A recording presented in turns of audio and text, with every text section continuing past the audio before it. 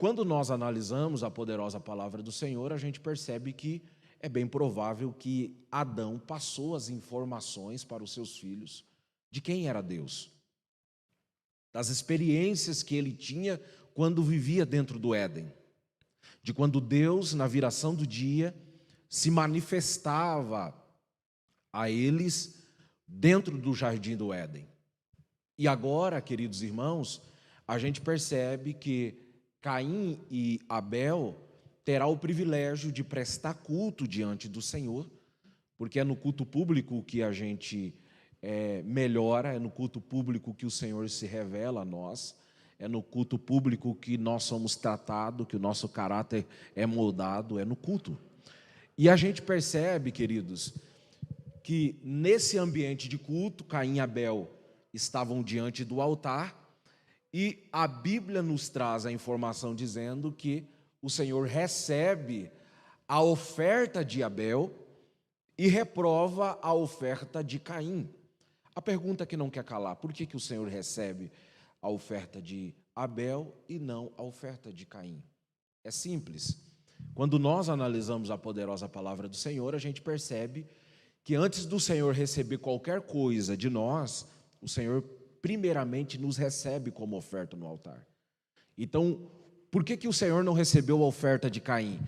Porque o ofertante já era reprovado aos olhos do Senhor, com a sua má índole, com a sua falta de caráter, com a sua inveja, com as suas indolências e todas as suas práticas maléficas. Então, quando ele levou a oferta diante do altar, o Senhor reprovou. Por que o Senhor reprovou? Porque antes do Senhor receber a oferta do ofertante, primeiramente o Senhor recebe o ofertante. E Abel foi diferente. O Senhor recebe a oferta de Abel, porque logo o Senhor já tinha recebido o ofertante como oferta viva, ou como sacrifício vivo diante da sua presença. A Bíblia agora nos traz a informação dizendo, queridos irmãos, que depois desse episódio haverá de vir a era patriarcal. Então, Noé, que a gente tem que encaixar ele como um dos patriarcas, logo depois do grande dilúvio, o texto nos traz a informação dizendo que as águas minguaram, Noé sai daquela arca juntamente com a sua família, o mundo precisa ser reconstruído, porque o globo terrestre já não era mais como antes. Depois do dilúvio, houve uma mudança considerável no globo terrestre. Imagine, a Bíblia nos traz a informação dizendo que as águas afetou em todas as áreas. Imagine, a Bíblia nos traz a informação dizendo que foram 40 dias chovendo ininterruptamente.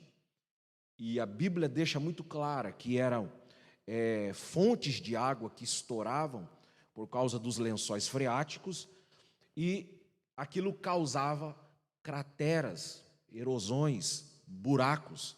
Então a topografia, o cenário mundial, porque o dilúvio não foi regional, o dilúvio ele foi global. Então houve uma mudança. Já pararam para pensar? O Monte Everest foi coberto aproximadamente entre 7 a 15 metros acima do maior monte do globo terrestre. E depois que essas águas foram minguando, o mundo estava um caos. Então, a Bíblia nos traz a informação dizendo que aqui vai entrar a figura sacerdotal de Noé. E o que Noé fez?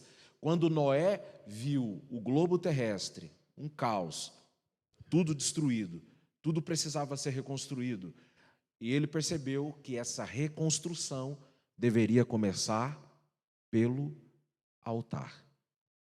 Então, a primeira coisa que Noé fez quando ele desce da arca não é reconstruir a sua casa, não é reconstruir uma cidade, não é reconstruir qualquer outra coisa.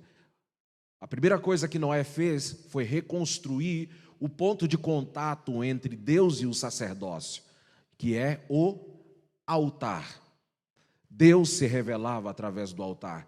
Então, em outras palavras, o que Noé estava nos ensinando? Noé está nos ensinando que na reconstrução das coisas, quando a gente precisa reconstruir algo, a gente sempre tem que entender que essa reconstrução acontecerá no culto público. É no altar, é no relacionamento com Deus que as coisas começam a ser reconstruídas. Um casamento nunca será reconstruído por qualquer outra área, a não ser que seja a área espiritual, o relacionamento entre o homem e Deus. A pessoa tem que ter ciência de que antes do Senhor restaurar o nosso casamento, o Senhor sempre nos restaurará. Então, essa é a primeira verdade. Aí, depois de Noé, a Bíblia nos traz a informação dizendo que veio Abraão. E a Bíblia nos diz que o Senhor chamou Abraão lá na terra natal dele, na terra em que ele cresceu, no meio do paganismo, da idolatria, na região da Mesopotâmia. O Senhor tira Abraão no intuito de que dele pudesse fazer uma grande nação. E o que me chama a atenção é que quando Abraão começa essa peregrinação, queridos, a proposta era muito clara. O Senhor disse a ele assim: Abraão, eu quero que você vá peregrinando, e existe algo que será fixo, que será perpétuo, que por onde você for passando, você vai deixando esse memorial, mas existirá algo que você montará e desmontará conforme a sua trajetória. E o que será fixo na vida de Abraão? Os altares. Então Abraão, conforme ele ia peregrinando, ele tinha que levantar altar. A demonstração de Abraão aqui, levantando o altar, e naquela região extremamente pagã, onde a promiscuidade já tinha tomado conta, que era a terra dos cananeus, quando ele deixava um altar para trás, ele estava dizendo e propagando o evangelho no Antigo Testamento. Ele estava dizendo assim: há um Deus que nós não conseguimos ver com os nossos olhos naturais, mas que porém é real. E este Deus se revela ao ser humano a partir do momento que o homem entende e ouve a sua voz. Perceba que tudo começa pela audição. Antes do Senhor se manifestar a Abraão, antes do Senhor aparecer a Abraão, primeiro Deus fala a Abraão. Então o Senhor disse: sai da sua terra, do meio da sua parentela, que eu vou te levar para um lugar aonde você vai peregrinar e farei de ti uma grande nação. Aí quando chega em Gênesis 12, 7, a Bíblia diz que o Senhor aparece em visões a Abraão. Ou seja, quer ver Deus? Primeiramente tem que ter um ouvido sensível para ouvir Deus. É por isso que a fé vem por ouvir a palavra do Senhor, para que depois o Senhor, no decorrer da caminhada, se revele a nós. Então, logo nós entendemos que Abraão, aonde ele passava, ele ia deixando um altar, queridos irmãos. Mas, por mais que Abraão era um homem rico e abastado, a gente percebe que o estilo de vida de Abraão era o estilo de vida de um homem simples. Abraão, ele construía ou erigia suas tendas. A gente não vai ver Abraão construindo mansões. Abraão levantava tendas, tendas que eram montadas e desmontadas, montadas e desmontadas. E o que ele deixava como memorial? Altares. Mas por que Abraão não levantava mansões? Porque Abraão não queria que aqueles homens pagãos o conhecessem pela sua riqueza terrena, mas sim ele queria que as pessoas o conhecessem pela sua riqueza espiritual, relacionamento com Deus.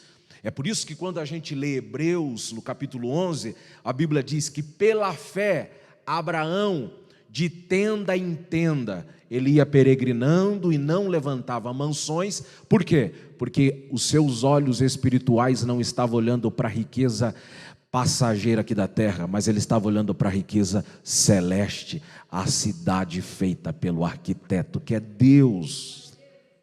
Então a vida de um sacerdócio é assim. O que me chama a atenção, queridos, é que em quase toda a trajetória de Abraão, ele foi levantando o altar. Mas existe alguns momentos que Abraão deixou de levantar altar. E que momento foi esse? Isso está lá em Gênesis capítulo de número 12. Gênesis capítulo 12, versículo 10. Se alguém puder ler aí, por gentileza.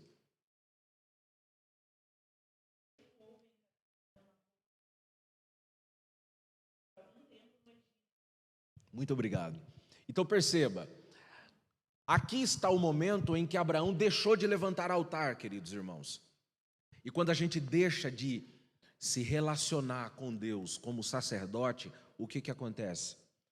Nós começamos a tomar decisões próprias. E quando nós queremos tomar as rédeas da nossa vida, pode ter certeza que serão erros atrás de erros. É por isso que Paulo diz que nós devemos ser guiados pelo Espírito. Quão triste é quando a gente quer tomar as nossas decisões por conta própria, sem consultar ao Senhor. Por que eu digo isso daqui? Abraão, em um momento de desespero, ele vai para o Egito. E quando ele chega no Egito, a Bíblia nos diz que ele não levanta altar. Ele não exerce o seu sacerdócio no Egito. E com isso começa a vir inúmeras consequências por causa dessa decisão. A primeira consequência, ele mente. Então, quando ele entra no Egito, a Bíblia diz que ele mente, dizendo que a sua esposa não era sua esposa, mas era sua meia-irmã, no intuito de usar a sua esposa como escudo. Então aqui o sacerdócio de Abraão começa a cair por terra. Por quê? Porque como sacerdote ele tem que morrer pela esposa. Mas a partir do momento que ele começa a tomar decisões equivocadas, ele começa a usar a esposa como escudo e começa a se tornar egoísta, ao ponto dele chegar para Sara e dizer assim: ó, Sara, você é minha meia-irmã, você é minha irmã. E de fato era meia-irmã dele, mas o que ressaltava ali era a esposa. Aí o que ele fala? Ele fala bem assim, ó: vai que Faraó quer tirar a minha vida porque você é muito bonita, né? Porque Sara, queridos irmãos, uma mulher naquela época com 65 anos equivale à idade de uma mulher de hoje com 30. Sabia disso? Equivale a uma mulher com 30. Então, ele chega para Sara e fala bem assim: então não diga que você é minha esposa, diga que você é minha irmã. Mas por que Abraão está fazendo isso, queridos irmãos? Por que ele está mentindo? Porque a partir do momento que ele toma as decisões por conta própria, o sacerdócio dele começa a enfraquecer. E ao invés dele proteger a sua esposa, ele agora deixa a sua esposa vulnerável a qualquer homem. E a Bíblia nos traz a informação dizendo que se não fosse uma intervenção divina, Sara seria uma das concubinas de Faraó. Seria levada para ficar no harém de Faraó, se não fosse uma intervenção divina. E o que aconteceu?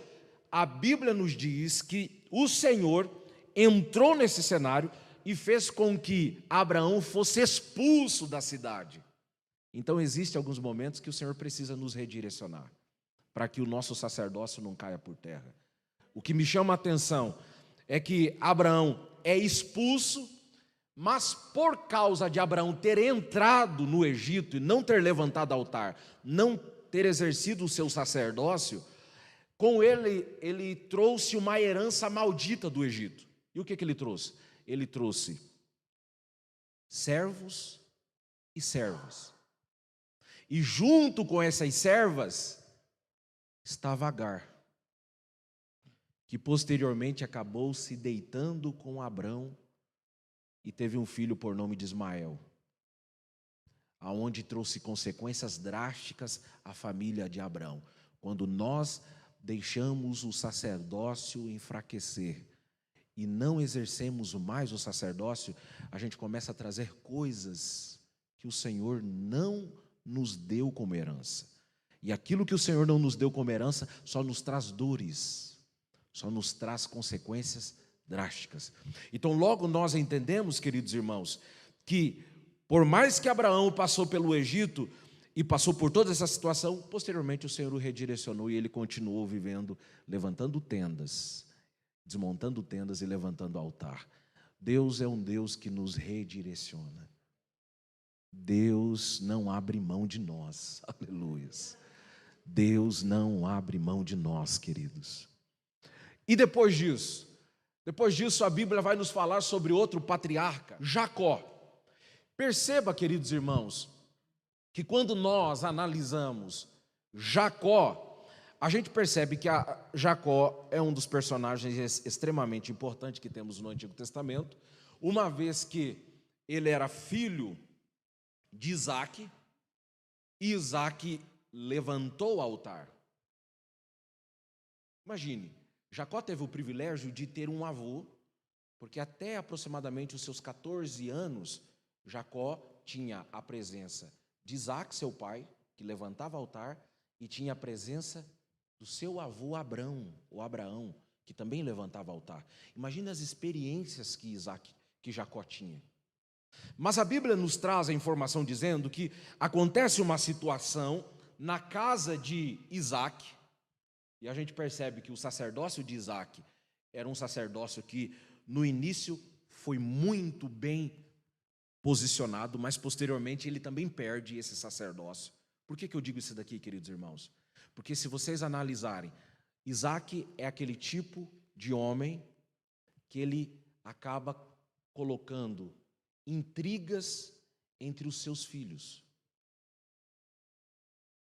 Ele trouxe o preferencialismo para dentro da sua casa, ao ponto da Bíblia nos dizer que Isaque amava mais Esaú do que Jacó, e Rebeca amava mais Jacó do que Esaú. Mas, a bem na verdade, o erro aqui começa em Isaque. Por quê? Porque em Isaque via em Esaú o seu irmão Ismael. Você sabia que Isaque tinha um complexo de inferioridade? Vocês sabiam que Isaque sempre quis ser Ismael? E a maior prova disso é que quando a gente estuda esse lado aqui da personalidade de Isaque, a gente percebe que Isaque amava mais Esaú pelo fato de Esaú ser parecido com Ismael. Era caçador, era homem da caça, que era corajoso e por aí vai. E quando ele via Jacó, ele via ele mesmo, que era o que ele não gostaria de ser. Deu para entender?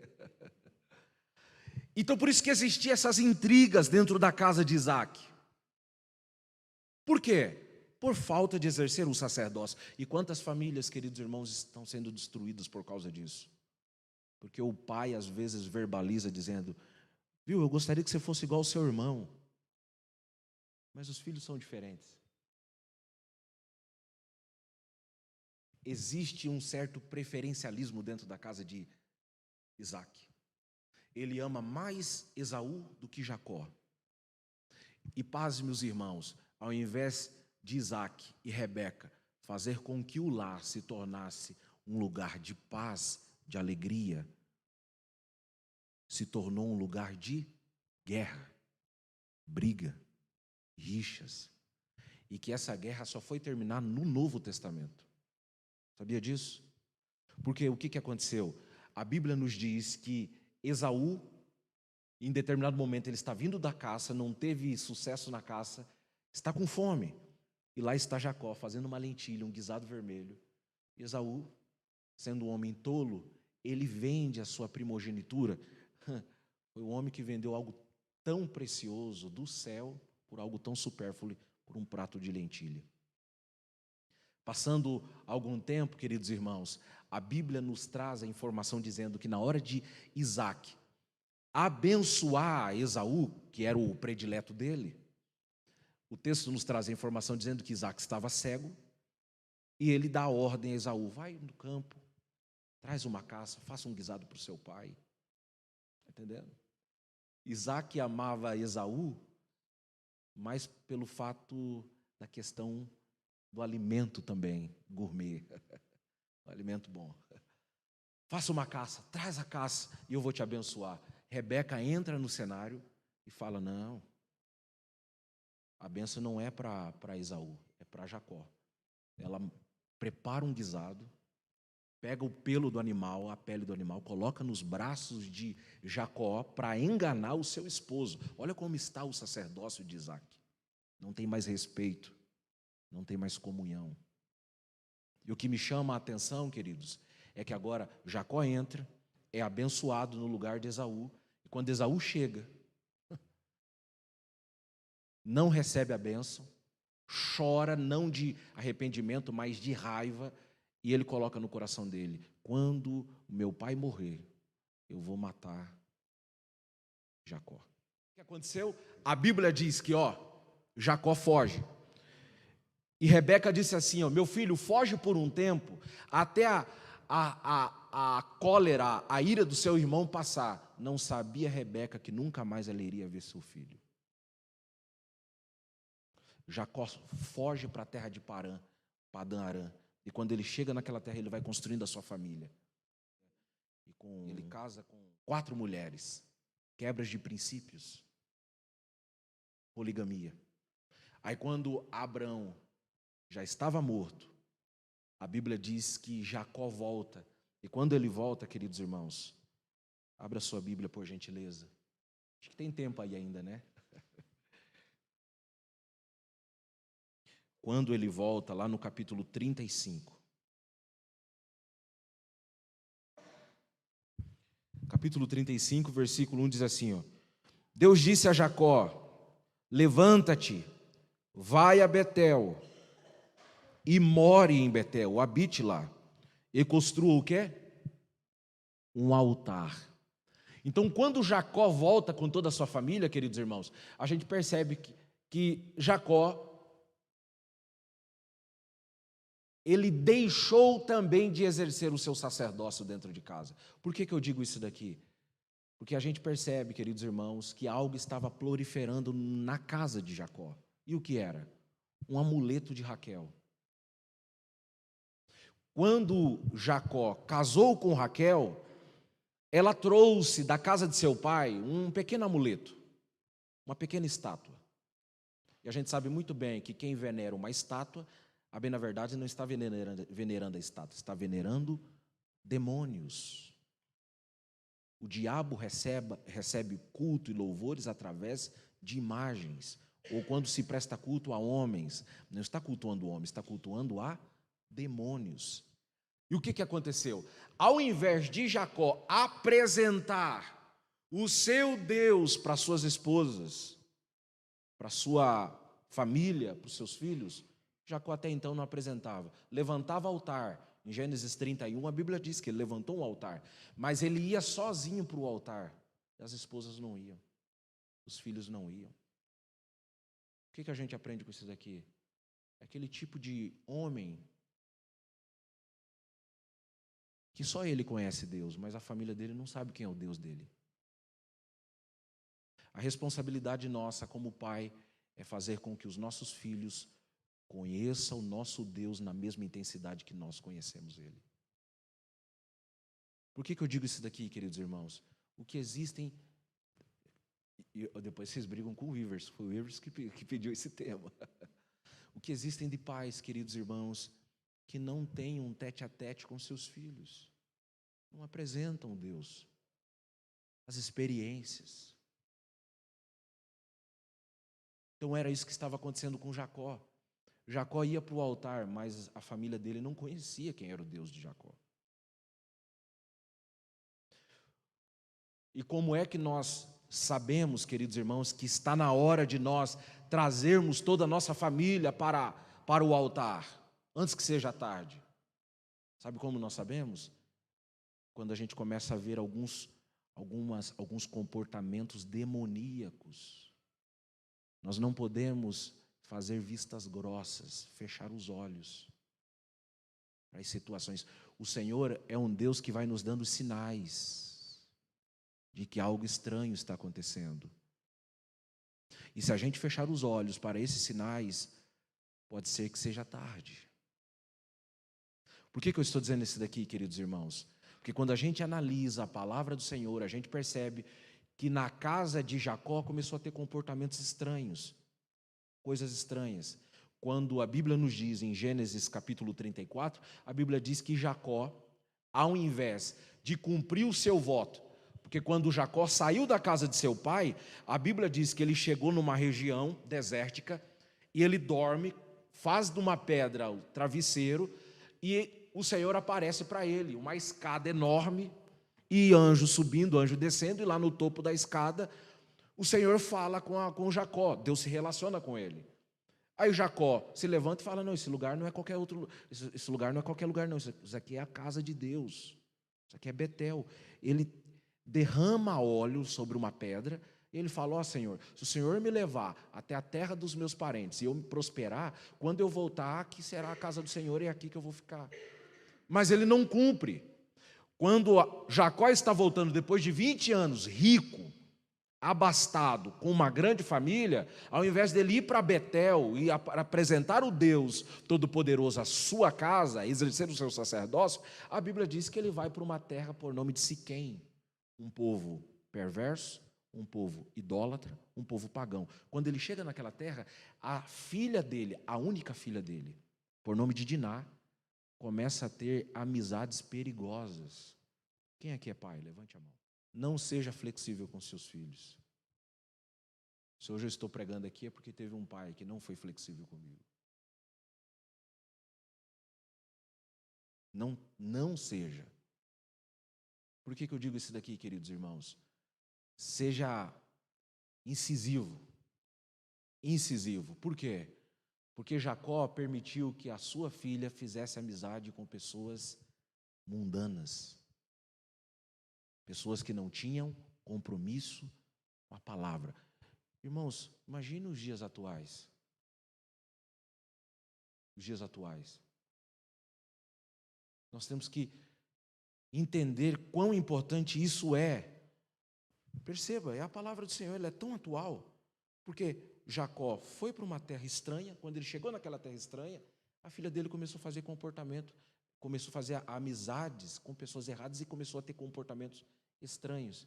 E o que aconteceu? Por causa disso, por conviver com jovens imorais, ela foi estuprada por um rei, por um príncipe de Siquém.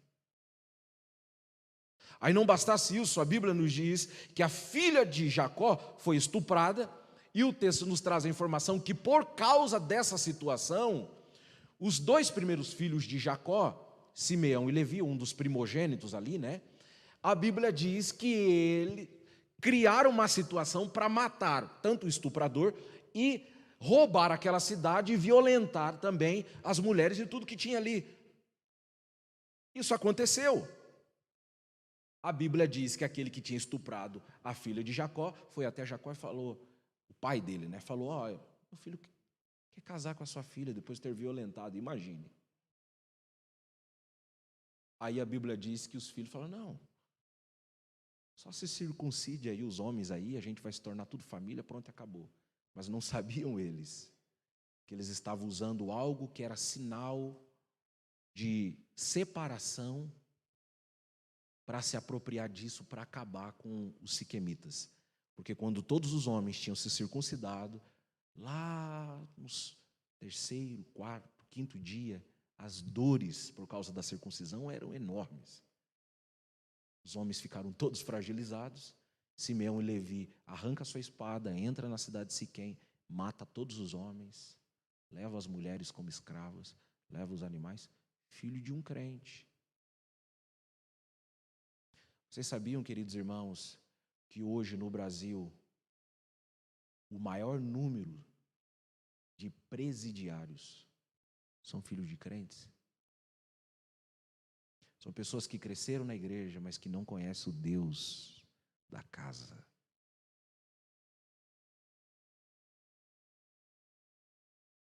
Aí o que aconteceu? Deus aparece para Jacó. Veja que Deus não fala para a família, Deus fala para Jacó. Por quê? Deus não quebra princípios. O homem é o cabeça da casa. Então Deus fala a Jacó: Jacó, levanta-te e vai a Betel antes que a sua família seja destruída. Aí Jacó entendeu: opa, agora é a hora de eu revelar o Deus Todo-Poderoso para a minha família. Nunca é tarde para restaurar uma família. Oh, glórias a Deus. Levanta-te, Jacó. Jacó se levantou, chegou para a família e falou: a gente vai para Betel, vou revelar para vocês quem é o Deus de meu pai, quem é o meu Deus, quem é o Deus do meu avô Abraão, quem é o Deus de Noé. Oh, glórias a Deus. Mas para ir a Betel tem que mudar. Muda o quê? Tira os deuses estranhos. Perceba, queridos irmãos, que começou com um amuleto. Irmãos, para o diabo fazer um estrago numa família, nunca começa por coisas grandes, são coisas pequenas. São coisas pequenas que a gente tem que tomar as devidas precauções. Tira os deuses estranhos, no plural, mas era só um amuleto quando começou. Pois bem, foi proliferando. Os filhos de Jacó eram todos idólatras. E Jacó, sacerdote de Deus. Aí ele fala: tira todos os deuses, muda a veste. Ué, mas por que Deus está mandando mudar as vestes, tirar as arrecadas aqui, os brincos, as argolas? Sabe por quê? Que Deus está mandando mudar a veste, porque as vestes aqui, dessas mulheres, ou até mesmo dos familiares de Jacó, fazia parte do culto público. Então, os brincos, não é que era pecado usar brinco. A roupa aqui, não é que era pecado usar, mas é porque aquele traje fazia parte do culto aos demônios. Aí Deus mandou tirar. Então, é por causa disso. E agora, o que aconteceu? A Bíblia nos diz que Jacó vai a Betel. E ele levanta um altar e Deus se revela a Jacó. Deus vai se revelar para você. Deus vai se revelar. A sua casa será Betel. Oh, glórias a Deus. A sua casa será um lugar de paz, de alegria. Aleluias. Agora vamos para a próxima etapa aqui. O que me chama a atenção, queridos, é que o texto que ora nós acabamos de ler, Êxodo 19, versículo 6. Vamos ler de novo? Vamos ler de novo, por gentileza. Vocês serão para mim um reino de sacerdotes e uma nação santa. Essas são as palavras que você dirá aos israelitas. Irmãos, veio Abraão, depois veio Isaac, depois veio Jacó. De Jacó 12 tribos, 12 tribos, uma nação. Perceba que aqui o Senhor já tinha tirado os hebreus do Egito. Eles estavam já em transição à terra prometida, aquilo que o Senhor tinha prometido a Abraão. E o Senhor usa a boca de Moisés para dizer: Moisés, o projeto original que eu tenho para os descendentes de Abraão é muito claro. Eu quero fazer deles reis e sacerdotes. Eu não quero que uma tribo seja de sacerdotes, eu quero que todos sejam sacerdotes. Qual que era a proposta de Deus aqui, queridos irmãos? Deus queria fazer com que a nação de Israel se tornasse uma vitrine para o resto do mundo.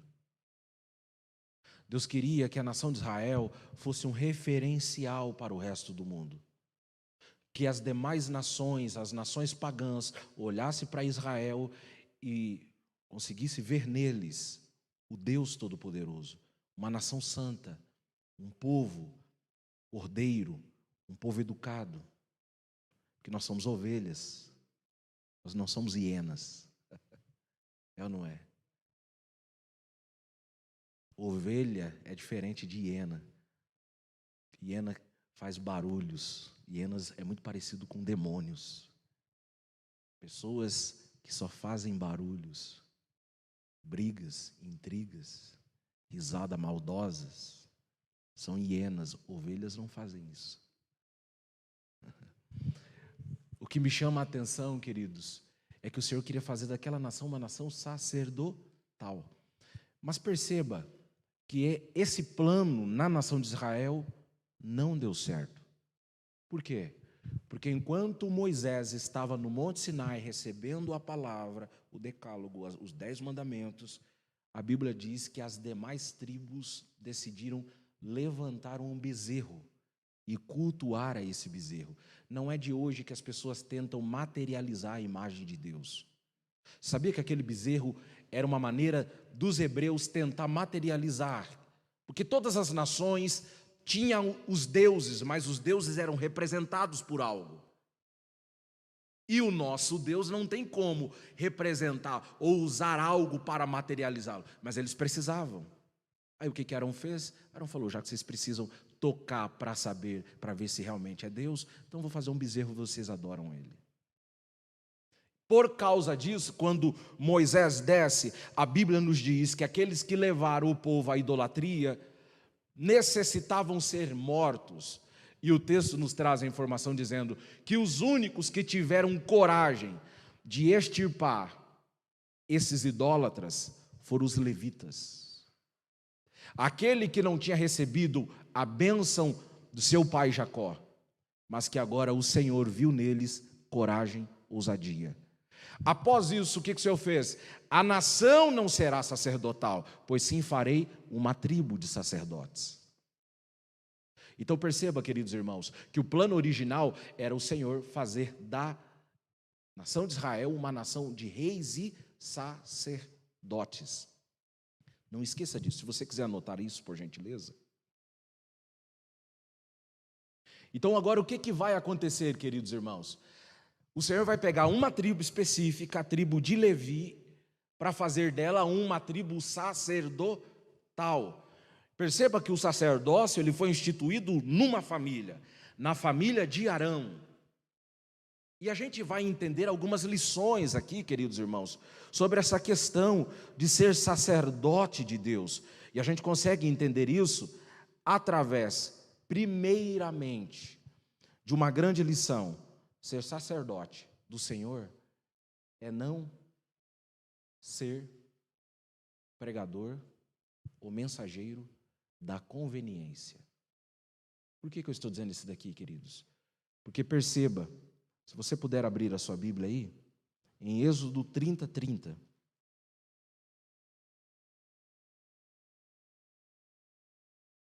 Êxodo capítulo 30, versículo.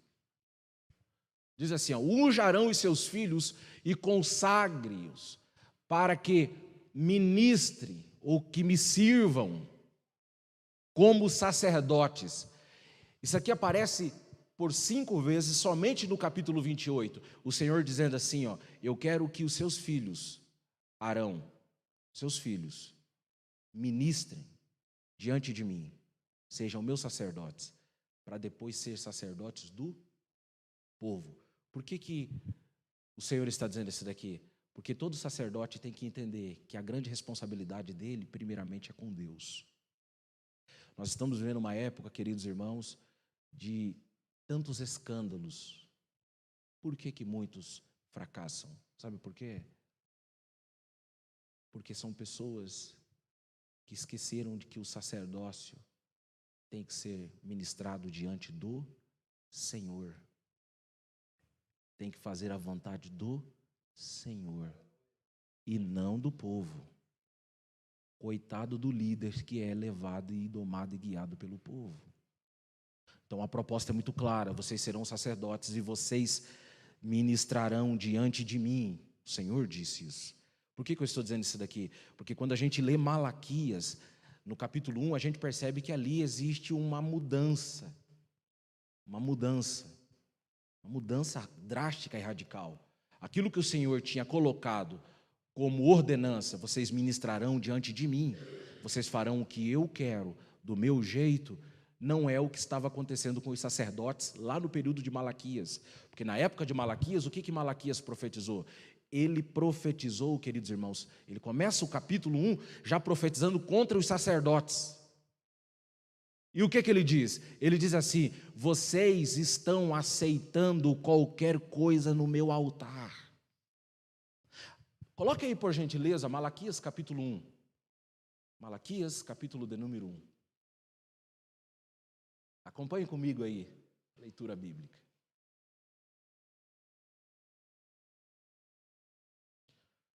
Uma advertência, a palavra do Senhor contra Israel por meio de Malaquias, verso 2.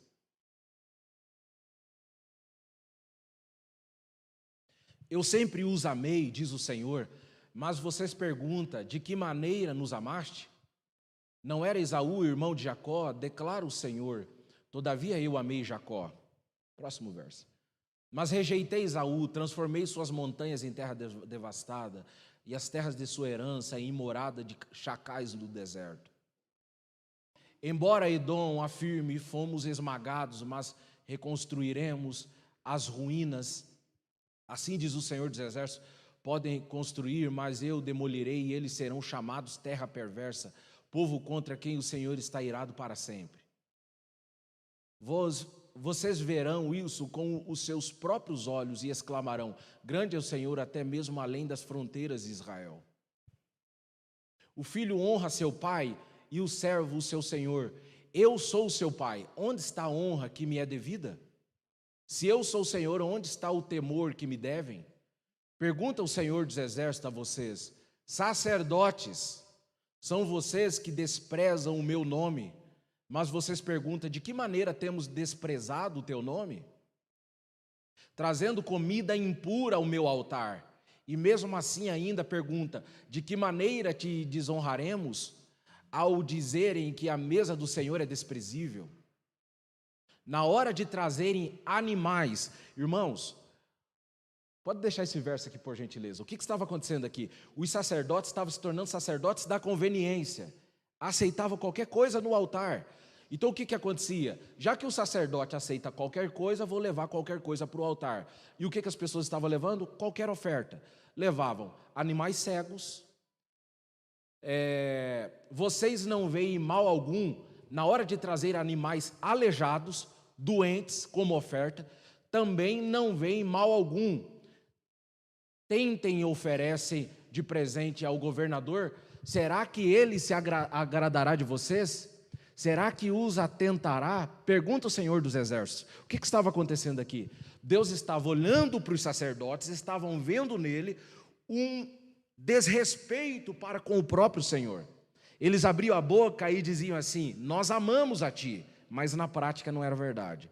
Tu és o nosso Senhor, mas na prática não era verdade. Por quê? Porque eles se tornaram sacerdotes da conveniência, aceitavam qualquer coisa no altar, qualquer tipo de sacrifício, para que vocês possam ter ideia. As pessoas quando iam levar os seus sacrifícios para o altar, quando chegava no decorrer da estrada e encontrava animais estraçalhados pelas feras, cheias de moscas, eles pegavam aquele resto e levavam para o sacerdote aceitava e sacrificava sobre o altar. O que a gente está aprendendo com isso daqui, queridos irmãos? Nós precisamos fazer uma limpa de imundícias. E quando eu falo isso, eu não estou falando somente no cenário aqui. Olhe bem, eu não estou falando da IEQ 11ª, eu estou falando que o Senhor vai fazer uma limpa no Brasil. A pandemia, ela não veio por acaso. O Senhor, Ele está limpando a sua casa de sacerdotes descompromissados com o altar, que aceita qualquer imundícia sobre o altar. O pastor desta casa, os pastores, eu fico feliz por saber que quando o Iverson me pergunta, Lidiel, está tudo bem, pode vir pregar. Isso foi desde o começo, desde o início, para tentar saber a minha integridade, a minha vida, com a minha esposa, o meu casamento. Por quê? Porque não pode se aceitar qualquer imundícia nos nossos altares. Oh, glórias a Deus!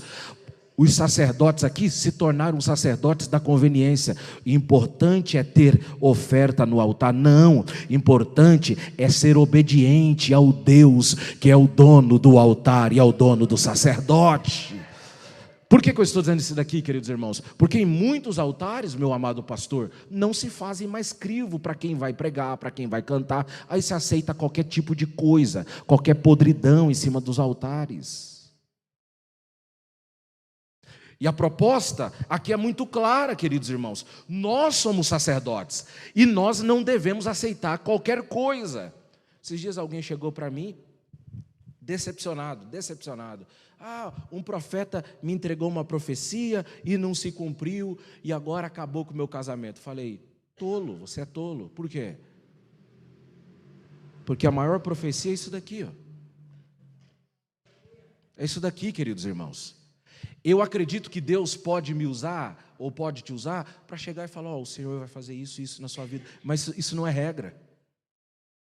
O crente não pode viver somente de profetismo. O que muda a vida do crente é isso daqui: palavra do Senhor. Oh, glórias a Deus. A gente percebe que a partir do momento que nós nos tornamos sacerdotes, o Senhor nos deu uma vestimenta, uma veste de sacerdotes.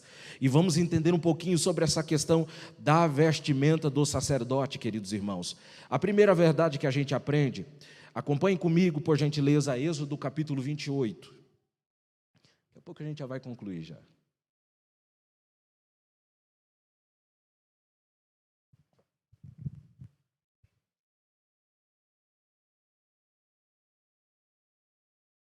Aqui a Bíblia está nos falando sobre a veste de Arão, a veste sumo sacerdotal, mas que podemos trazer dela algumas lições.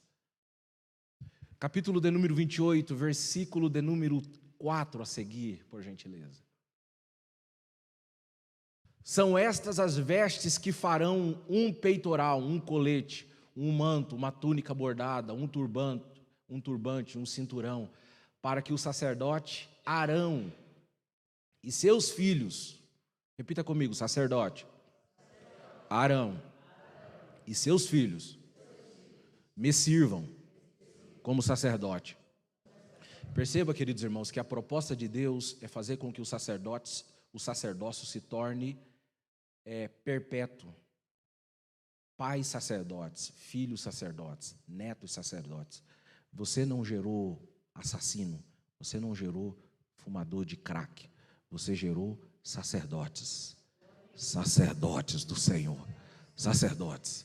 E seus filhos me sirvam como sacerdotes, e eles farão essas vestes sagradas.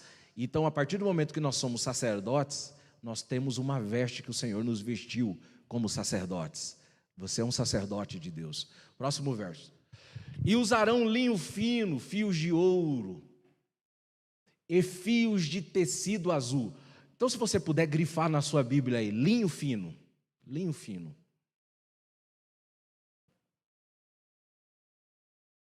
Por que o Senhor mandou colocar, queridos irmãos, linho fino? Ou por que esse tecido era usado para ser a veste sacerdotal? É porque o linho fino era um tipo de veste que, por mais que a pessoa tentasse jogar pó, terra, ou pelo fato do povo estar no deserto, ser um lugar extremamente cheio de pó, né? Deserto, areia e por aí vai. Então tinha que ser o linho fino, porque o linho fino era um tipo de tecido, nesse caso aqui, que ele era extremamente branquinho, e por causa do sol, quando batia no linho fino, aquilo refletia. E detalhe, era um tipo de tecido que, se alguém tentasse jogar sujeira nesse tecido, só no sacudir já saía a sujeira e continuava branco, branco, branco. O que a gente aprende com isso daqui? O Senhor nos vestiu de linho fino. E a Bíblia nos diz isso lá no cântico do livro do Apocalipse. É chegada as bodas do Cordeiro, a noiva já está ataviada com linho fino, que é as justiças dos santos manifesta pelo Cristo. Então, no decorrer da trajetória, muitos tentarão sujar a sua veste, mas não tem como, porque é linho fino. Não tem sujeira que grude na veste do santo. Aleluias! Então, linho fino, fios de ouro e fios de tecido azul, roxo e vermelho. Próximo verso, para a gente ganhar tempo. Faça o colete sacerdotal de linho fino, trançado de fios de ouro e de fios de tecido azul, roxo, vermelho, trabalho artesanal. Próximo verso. Terá 2 ombreiras, repita comigo, 2 ombreiras. Atadas suas extremidades para uni-los bem. Então, se você puder, grife aí a palavra 2 ombreiras.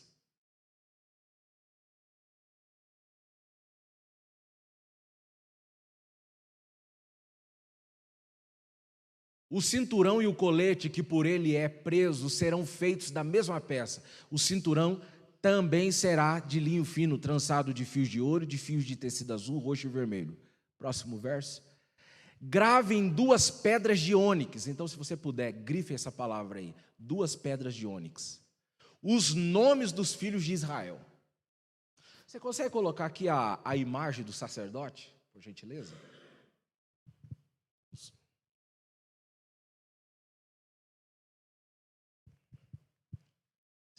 conseguir, tranquilo. Se não conseguir, também tranquilo. Olha lá. As duas pedras, vocês estão vendo lá nos dois ombros do sumo sacerdote? Tem uma pedra de cada lado, sim ou não? Cada pedra daquela ali era pedra de ônix, pedra extremamente rara. E em cada pedra daquela ali tinha o nome escrito das tribos de Israel. Então era 6 tribos escrito em uma pedra, 6 tribos escrita em outra pedra. O que a gente aprende com isso daqui, queridos irmãos? O Senhor está nos ensinando uma grande lição aqui. Todo sacerdote não deve ser egoísta. Tem que levar a responsabilidade nos ombros. Tem gente que diz assim, não, a vida é minha, eu faço do meu jeito. A partir do momento que você se torna cristão, você deve satisfação a todos, como todos devem satisfação a você. Tem gente que diz, eu não suporto aquele irmão, mas pois bem, a gente tem que te suportar. A vida cristã é assim, é um suportando o outro, levando as cargas dos outros, sendo homens que ajudam uns aos outros. É por isso que o cristianismo, ele está, o evangelho, ele está intrínseco até mesmo nos louvores de quando a gente cantava quando era crianças. Lembra? Eu preciso de você. Você precisa de mim. Nós precisamos do quê? De Cristo. Até é assim que funciona. É assim. O que está em jogo aqui não é o nosso nome, queridos irmãos. O que está em jogo aqui é a obra do Senhor, é o nome do Senhor. Tire esse pensamento, o que isso vai me beneficiar? Bem, na verdade, a gente tem que dizer o que o reino do Senhor será beneficiado. O que o Senhor fará através da minha vida. Então essa é a primeira lição que a gente aprende, queridos irmãos. E a segunda, acompanhem comigo, capítulo de número 28. Capítulo 28. E a partir do versículo de número 9. Acompanhe aí, por gentileza.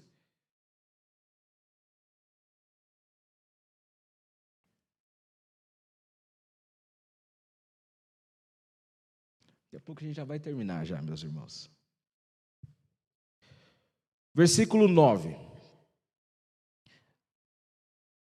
Versículo 8, melhor dizendo. O cinto que passará pela cintura do manto para prendê-lo será feito dos mesmos materiais do manto. Então, qual que era aqui um dos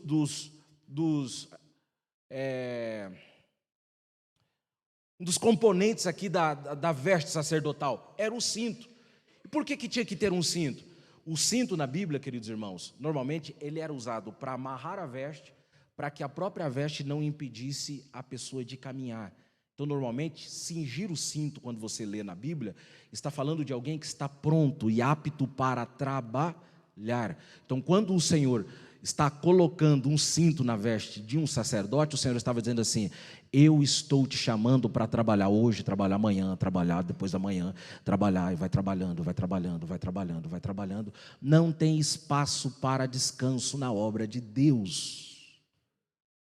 Você está entendendo isso? Tem gente, queridos irmãos, que quer vir para o reino e quer ser simplesmente beneficiado pelo reino e não quer trabalhar. Você é um órgão, você é um membro do corpo, você é alguém que tem que estar aqui para trabalhar. Não tem como a pessoa aceitar fazer parte do corpo de Cristo e não render absolutamente nada em prol do reino. O que o Senhor está nos dizendo aqui é que a gente tem que estar pronto, apto para trabalhar. E detalhe, tinha que apertar esse cinto. Por quê? Porque no reino de Deus, no trabalho de Deus, não tem espaço para frouxidão.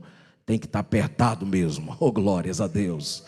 Eu estou sentindo a presença dele aqui. Aleluias. Por isso, queridos irmãos, que o sacerdote, existia uma necessidade dele estar trabalhando diariamente. E era no trabalho que vinha a saúde para o sacerdote. Oh, glórias. É no trabalho que o Senhor vai cuidando da sua vida emocional, da sua vida espiritual, do seu corpo físico. É por isso que a Bíblia vai nos dizer sobre um sacerdote por nome de Eli, que deixou de trabalhar para arrumar uma cadeira. Perceba que no tabernáculo não tinha cadeira, mas Eli fez uma cadeira, era um sacerdote, e passava a maior parte do tempo sentado naquela cadeira. Com isso, foi ficando mórbido, engordando, com a gordura veio a cegueira, e com a cegueira, a própria cadeira que ele fez para conforto dele, fez ele quebrar o pescoço. O que a gente tem que entender com isso daqui, queridos irmãos? Trabalhar para o reino de Deus é benéfico para cada um de nós. Todo crente preguiçoso que não trabalha na obra de Deus, ele se torna mórbido espiritual, se torna doente espiritual. Tem que trabalhar, tem que fazer alguma coisa, tem que chegar para o pastor Pedro, para os pastores, pastor Luiz, e chegar assim: eu preciso trabalhar, preciso ser ativo na obra, queridos irmãos. Por quê? Porque senão se torna doente espiritual. Outro ponto importante também, queridos irmãos, além disso, existia um peitoral, olha lá, ó, um peitoral. Naquele peitoral existiam 12 pedras preciosas. Vocês perceberam que essas pedras, todas elas são preciosas, mas são de cores diferentes, e a gente percebe que cada pedra daquela dali representava uma tribo de Israel.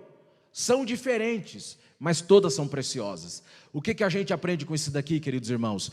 Todos nós aqui somos diferentes, mas todos são preciosos aos olhos do Senhor. Aleluias! E detalhe, queridos irmãos, todas essas pedras aqui representavam uma tribo de Israel.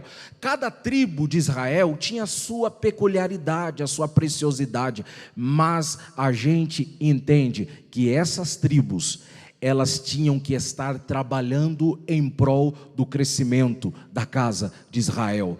E detalhe, esse peitoral tinha que ficar no coração do sacerdote. O que a gente aprende com isso daqui? Só um crente que ama a igreja acima de todas as coisas da terra é que terá ciência de que a gente não deve levar o nosso irmão meramente, superficialmente, mas devemos levar no coração. É aqui, ó. É aqui que eu tenho que levar. É aqui que eu tenho que levar. Eu levo você no meu coração. É entranhado, é dentro do coração. Se não, queridos irmãos, a gente não suporta, a gente só vive em briga, só vive em pé de briga.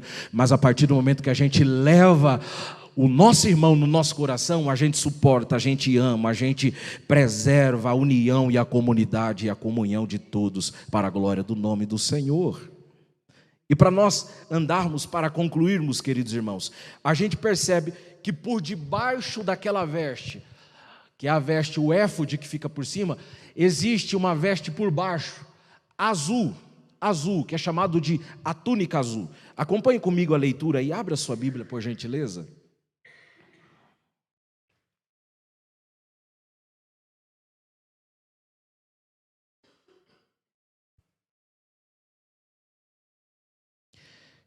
Capítulo de número 28 e o versículo de número 26, que diz assim: faça outras das duas argolas de ouro que serão presas nas duas pontas debaixo do peitoral, na borda do lado de dentro do manto. Faça ainda mais 2 argolas de ouro e prenda-as nas portas das alças do manto embaixo, na frente dele, perto da costura em cima do cinto. Com um cordão azul, prenda as argolas do peitoral nas argolas do manto, para que o peitoral fique preso acima do cinto e não se solte. Queridos irmãos, debaixo daquela veste existia uma túnica chamada de túnica azul, que a gente consegue ver na parte de baixo ali. E essa túnica azul era uma túnica sem costura. Repita comigo: sem costura. Ou seja, ela era uma túnica feita por completo e não tinha costura. Por que o sacerdote tinha que usar essa veste? É simples, era Deus ensinando que o sacerdote não podia ter rasuras, costuras, coisas rasgadas, que está intrinsecamente relacionado ao caráter do homem. Lembra de quando Jesus, queridos irmãos, estava sendo crucificado? A Bíblia diz que eles tiraram a veste de Cristo. E a Bíblia diz que na veste de Cristo não tinha o quê? Costura, apontando que Jesus era o sumo sacerdote. e que em toda a trajetória de Cristo, alguém ficou tentando achar uma costura no caráter de Cristo, tentou achar alguma rachadura, alguma coisa que foi rompido, e não acharam. Na vida de um homem de Deus não pode ter costuras, tem que estar completo, sem nenhuma costura, queridos irmãos. E para a gente concluirmos agora, a gente percebe, queridos irmãos, que na parte de baixo dessa veste existia obras feitas pelo homem por nome de Bezalel, que fez essa veste, que eram campainhas e algumas romãs mesmo. Então, eram algumas bordaduras feitas de romãs e campainhas. O que Deus aqui estava ensinando? É que a casa sacerdotal precisa ter duas coisas. Primeiramente, tem que gerar frutos. Tem que gerar frutos. Tem que gerar fruto. Todo sacerdote tem que gerar frutos. Segundo, tinham campainhas. A maior demonstração de que quando o sacerdote entrava no lugar santo, no Santo dos Santos, era a maior demonstração de que ele estava vivo. Perceba que naquela época não existiam instrumentos ainda. E qual era o instrumento de louvor quando o sumo sacerdote entrava no tabernáculo? Eram as campainhas que iam batendo uma na outra, e era Deus dizendo assim: o meu adorador chegou, meu adorador chegou, meu adorador chegou, meu adorador chegou, meu adorador chegou. Tem gente que diz assim: ah, não, eu vou para a igreja porque eu preciso receber. Mas bem, na verdade, a primazia do culto é: eu vou para a igreja oferecer louvor com os meus lábios, frutos de adoração. Quem trouxe aí adoração a Ele? Quem trouxe? Quem trouxe? Quem trouxe? Então dedilha aí, já para a gente terminar, querido. Oh, glórias. Tem adorador aqui, tem adorador aqui, tem sacerdote aqui, tem sacerdote vivo aqui. Oh, glórias a Deus. Quem trouxe louvor ao Senhor? Quem trouxe? Quem trouxe? Quem trouxe?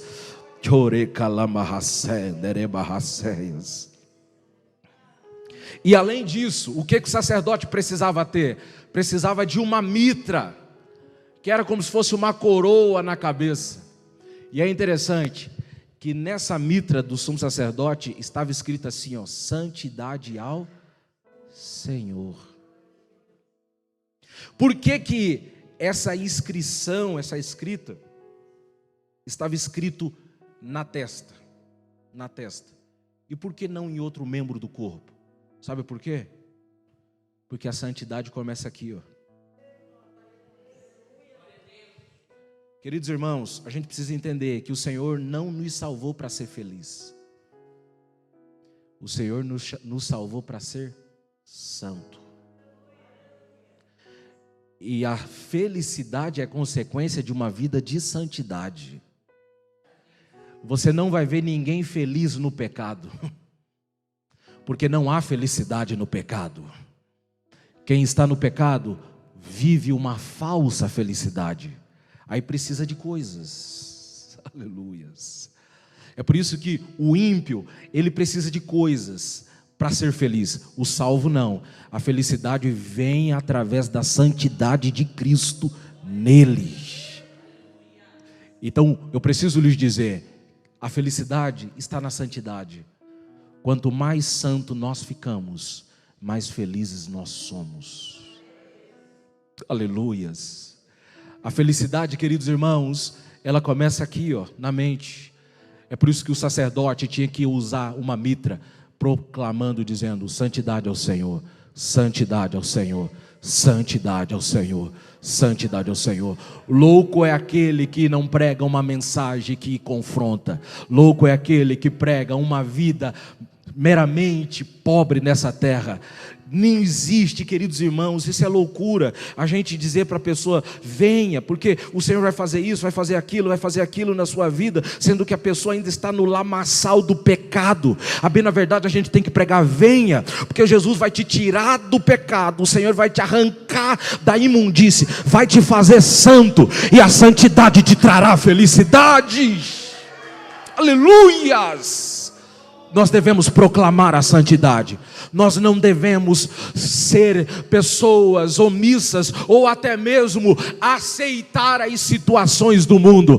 Pecado ainda continua sendo pecado, adultério ainda continua sendo adultério, promiscuidade continua sendo promiscuidade, mentira ainda continua sendo mentira, fornicação fora do casamento, adultério, prostituição ainda continua sendo, passar cheque sem fundo, ser mentiroso, ser deselegante, ser desleal, ainda continua. Não adianta, queridos irmãos, nós sermos extremamente flexíveis conosco. Esse é o grande problema. Às vezes a gente olha para as pessoas, a gente fala, aquele lá é um pecador, aquele lá, mas às vezes a gente está pecando e a gente é flexível com a gente é flexível com os nossos pecados. Está na hora da gente começar a dar nome para os nossos pecados. Está na hora da gente olhar para nós e ver que às vezes o nosso comportamento é um comportamento de invejoso, de gente invejosa, e a gente tem que olhar e dizer, Senhor, não foi o Senhor que plantou isso em mim, então arranque com raiz e tudo, porque a minha felicidade está na sua santidade. Aleluias.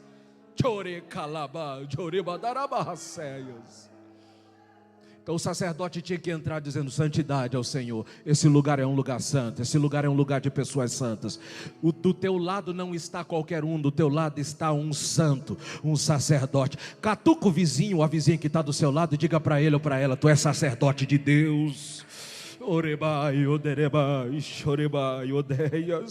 Você nasceu para proclamar a santidade de Deus. Se aproxime dele, que a santidade será manifesta na sua vida.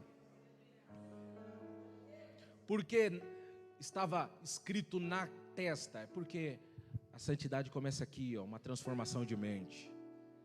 Transformação. Enquanto nós não tivermos uma transformação mental, cognitiva, racional, não haverá de ter santidade.